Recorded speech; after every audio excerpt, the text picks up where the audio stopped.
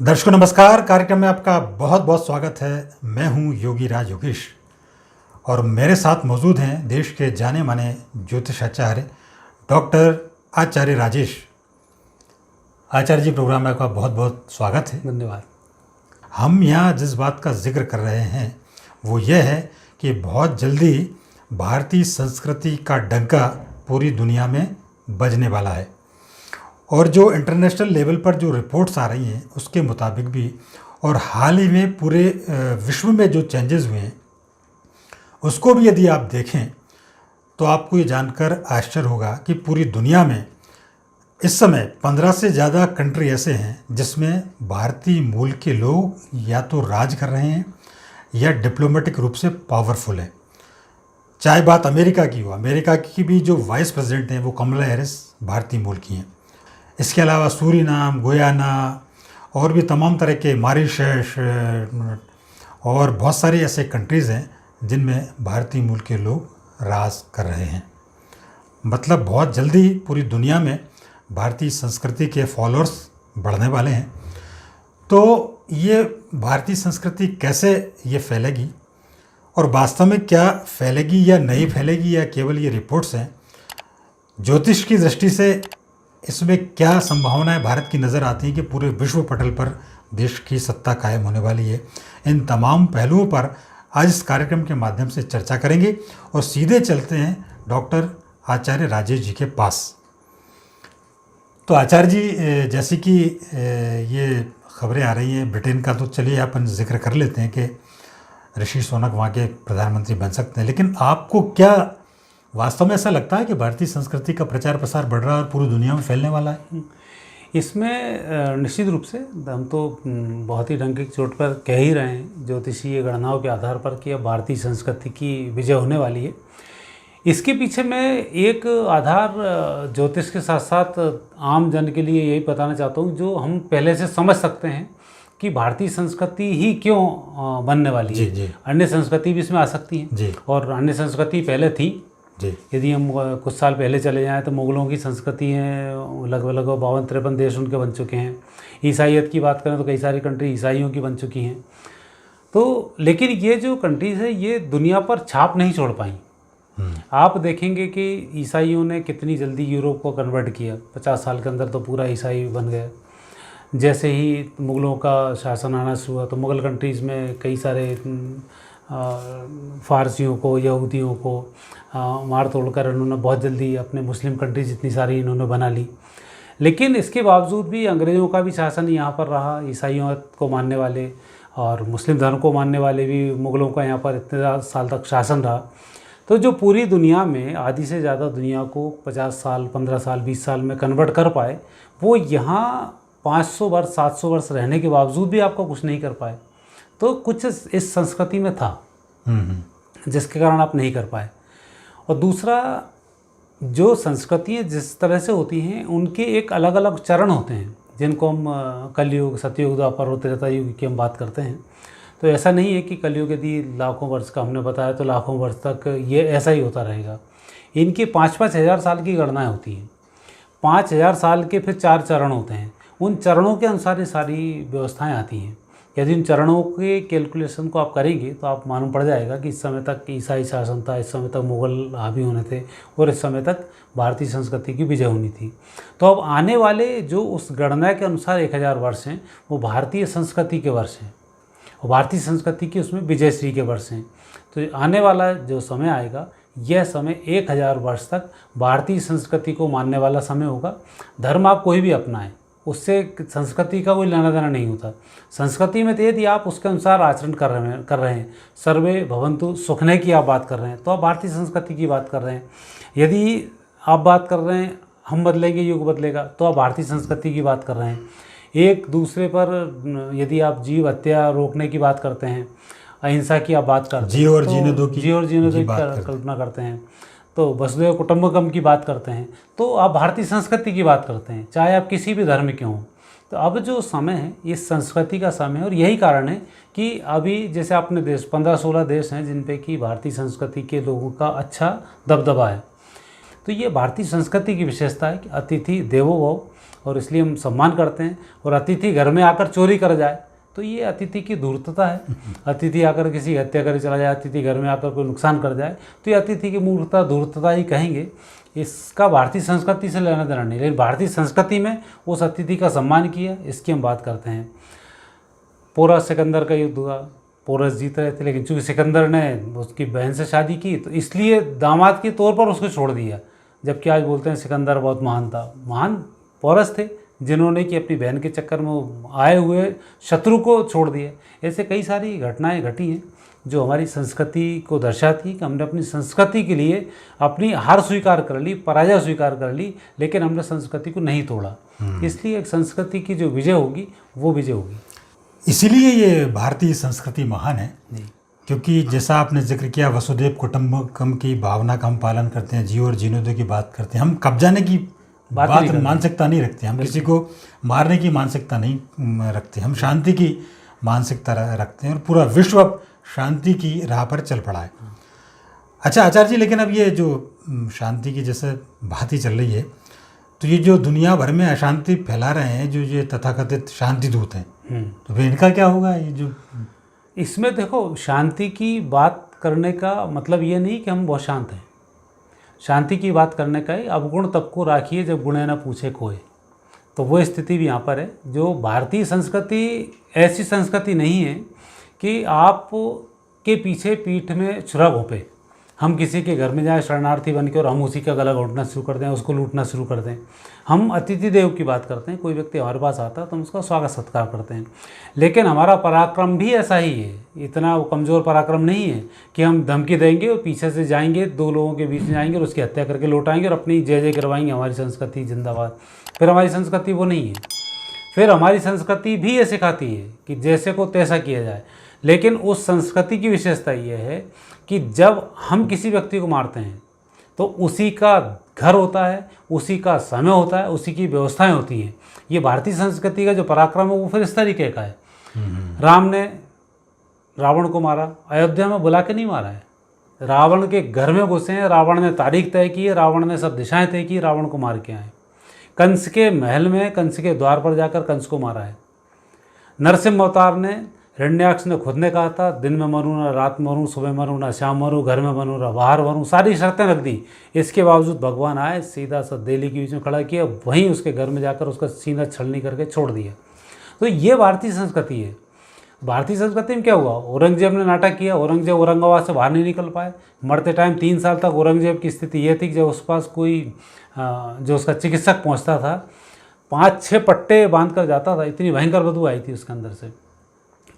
और जबकि शिवाजी की बहू ने उसको 3 वर्ष तक वहाँ पर रोक के रखा, औरंगाबाद से बाहर नहीं निकल पाया। तो ये पराक्रम है। ऐसा नहीं है कि किसी के घर में घुस गए, 3-4 महिलाओं को पकड़ लिया, उनको महिलाओं को लेके चले आए, रेप करने लग गए, तलवारें रख दी, धर्म परिवर्तन करो। ये भारतीय संस्कृति का हिस्सा नहीं है। भारतीय संस्कृति का पराक्रम एक हिस्सा है। भारतीय संस्कृति के हर पराक्रम के अपने अपने एक देवता हैं और उसके अनुरूप सारी व्यवस्थाएं की जाती हैं। तो शांति दूतों के बारे में आपने जो बात की, इन शांति दूतों में शांति दूत हैं 80% लोग शांति दूत हैं, पक्का है। 20% उपद्रवी तत्व हैं, लेकिन ये उपद्रवी तत्व उन शांति दूतों को इतना दबा कर रखते हैं कि उनकी हिम्मत ही नहीं होती उनके बारे में बोलें। लेकिन जब भारत और विश्व युद्ध की स्थिति अब बनेगी और जब चीन का सत्यानाश होना शुरू हुआ, क्योंकि इसकी जो जड़ है, चीन बहुत बड़ी जड़ है, इनको पनाह देती है। आप मुस्लिम देशों में चले जाइए, मुस्लिम देश वाले व्यक्ति तो जो मुसलमान कन्वर्टेड हैं उनकी कदर ही नहीं करते हैं। उनकी एक अपनी संस्कृति और उनसे भारत के आपने रिश्ते देखे कितने अच्छे रिश्ते हैं। तो वो एक स्थिति बनती है। दूसरा, जब कोई माहौल एक अच्छा खड़ा होता है, जब विज्ञान खड़ा होता है, जब शास्त्र खड़ा होता है, तब लोग शास्त्र की बात मानना शुरू करते हैं। तो जब शास्त्र की बात मानते हैं तब भारतीय संस्कृति की विजय होती है और तभी इन शांति दूतों में 80% तो कन्वर्ट वापस इसी संस्कृति में हो जाएंगे। अब धीमे धीमे आप देख रहे हैं कितने सारे लोग परिवर्तित होते जा रहे हैं। तो मारने काटने की अब हमें आवश्यकता नहीं होगी। हमारी सेना और पुलिस जो करेगी वही इतना पर्याप्त होगा कि बाकी लोग तो आसानी से भारतीय संस्कृति को सत्यता देखकर, विज्ञान देखकर और उसकी आवश्यकता देखकर अपने आप ही अपनाना शुरू कर देंगे और भारतीय संस्कृति के ऐसे धीमे धीमे विजय श्री की प्राप्ति होती जाएगी।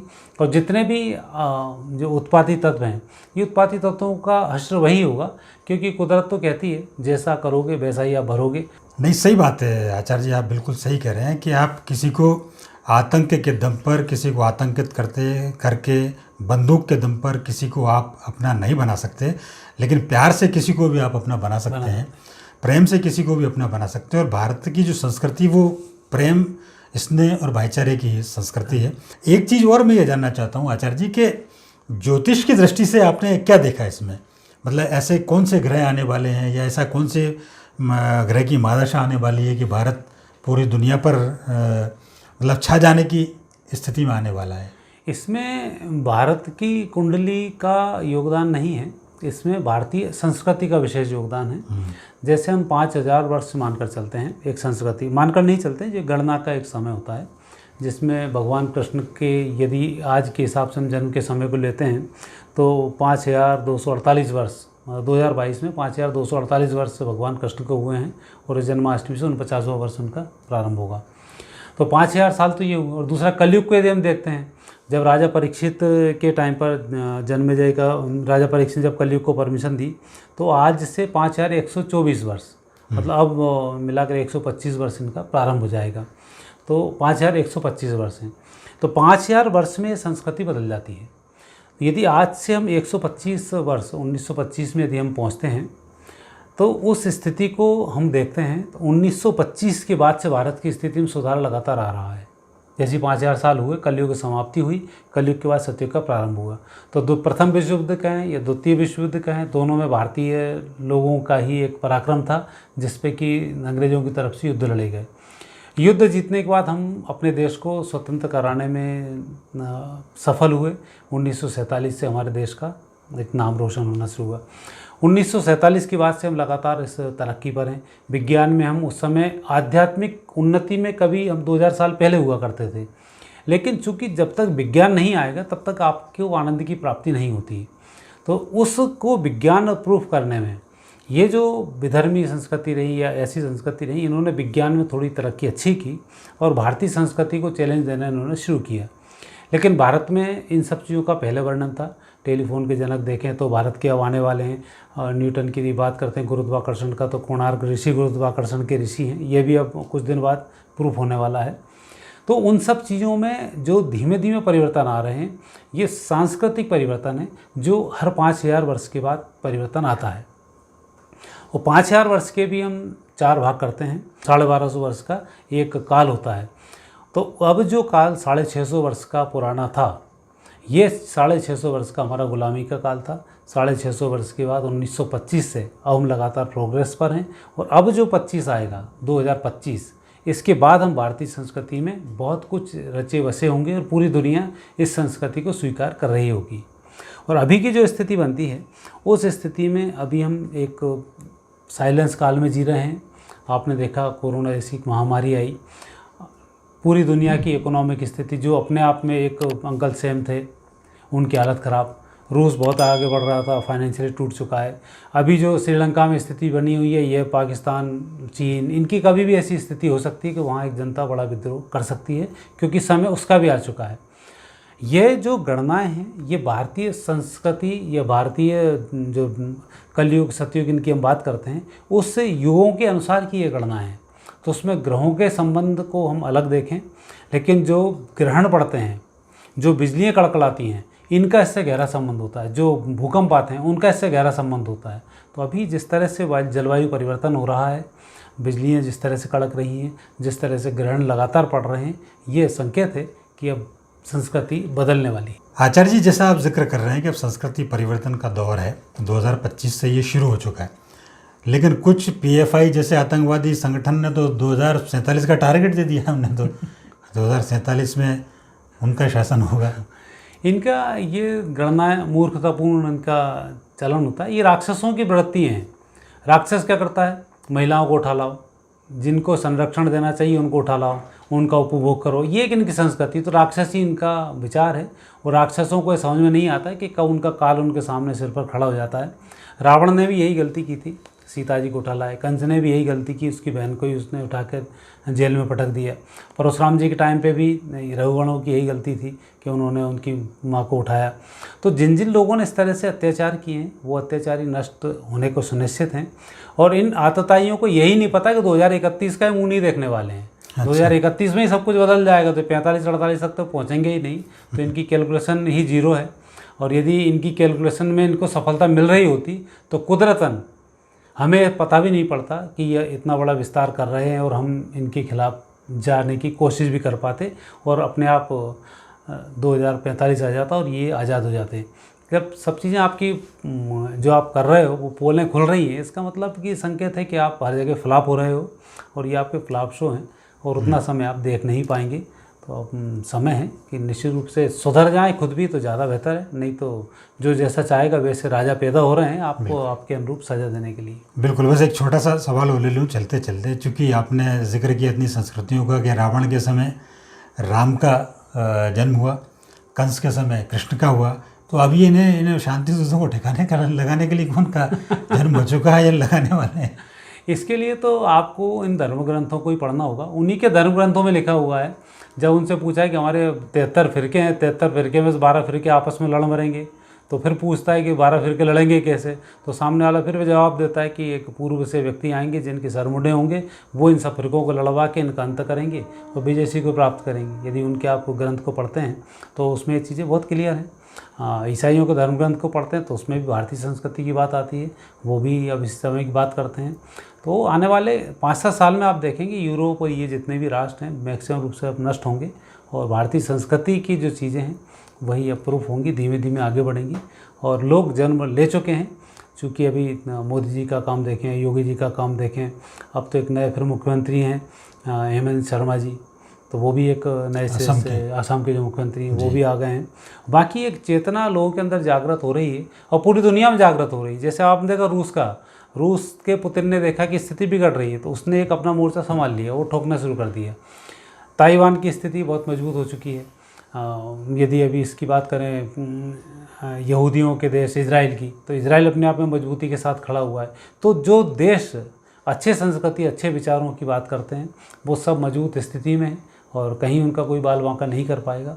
तो ये जो चीज़ें हैं परिवर्तन आपको क्लियर दिखाई दे रहा है और यही जो परिवर्तन है यही भारतीय संस्कृति के धर्म ग्रंथों में लिखी हुई चीज़ों के अनुसार ये परिवर्तन है कि 5-5 हज़ार साल बाद ऐसा परिवर्तन आता है।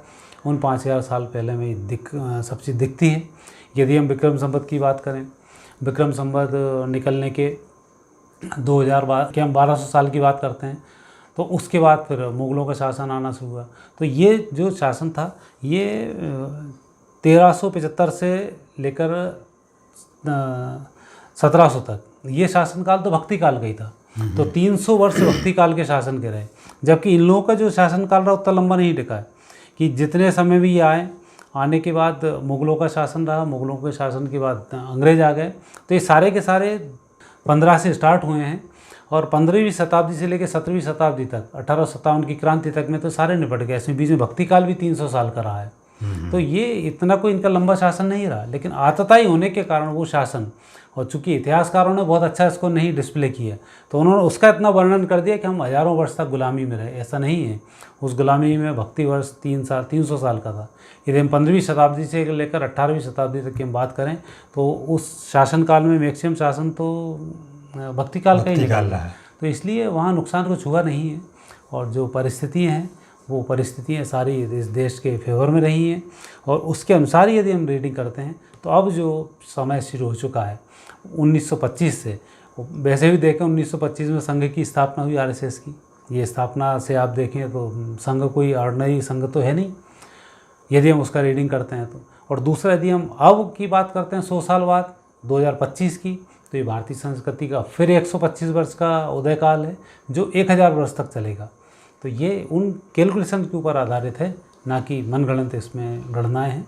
और यदि आप उस एक गणना को करते जाएंगे तो आप क्लियर मालूम पड़ जाएगा कि 625 इसका था, 625 उसका था, 625 इसका और 1000 वर्ष भारतीय संस्कृति का है। जी, बहुत बड़ी बात है आचार्य जी, आपने पूरी तार्किक ढंग से ये सारी बातें रखी और इससे सहज लोगों को विश्वास हो जाता है कि भारतीय संस्कृति का पताका, धर्म ध्वज पताका फहराने वाली है। और वैसे भी ये सनातन संस्कृति है, इसको मिटाने के लिए कई लोग आए और चले गए, लेकिन ये संस्कृति अक्षुण्ण रही, मिटी नहीं, बल्कि अब पूरे विश्व में ये संस्कृति फैल रही है। देश बदल रहा है, दुनिया बदल रही है, और उस दुनिया बदलने में देश हिंदुस्तान बहुत बड़ी भूमिका निभा रहा है। ये सब हम देख रहे हैं। आज जो हिंदुस्तान की आज जो इमेज पूरी वर्ल्ड में क्रिएट हुई है, जैसा आप जिक्र कर रहे थे, भारत का नागरिक कहीं भी जाता है तो उसको सम्मान की दृष्टि से देखा जाता है, और ये लोग 50 देशों पे राज करने के बावजूद भी आज संदिग्ध स्थिति में हैं। तो डेफिनेटली हम चाहते हैं आपकी बात पूरी तरह सत्य साबित हो, और हम सत्य के हम तो देख रहे हैं, सब लोग ये देख रहे हैं कि भारतीय संस्कृति के फॉलोअर्स लगातार बढ़ते जा रहे हैं। धर्म ध्वजा भारतीयता की फहराने वाली है, और आपने तो तारीख भी दी, तो हम उम्मीद करते हैं कि इस दौरान ये भारतीय संस्कृति फले फूले और विस्तार पाए।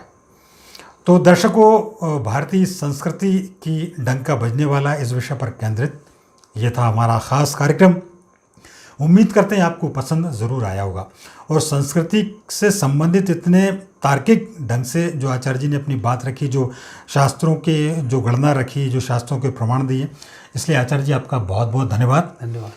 और शुक्रिया उन तमाम दर्शकों का जो पूरे विश्व भर से हमारे साथ जुड़ते हैं, हम पर विश्वास करते हैं। ये वीडियो आपको पसंद आया हो तो इसको लाइक करें, शेयर करें, हमारे चैनल को सब्सक्राइब ज़रूर करें, और बेल आइकॉन प्रेस करना ना भूलें, ताकि नए वीडियो से संबंधित नोटिफिकेशंस आपको मिलते रहें। अगली बार फिर किसी नए विषय से संबंधित आपसे बातचीत होगी। तब तक के लिए आज्ञा दीजिए। नमस्कार।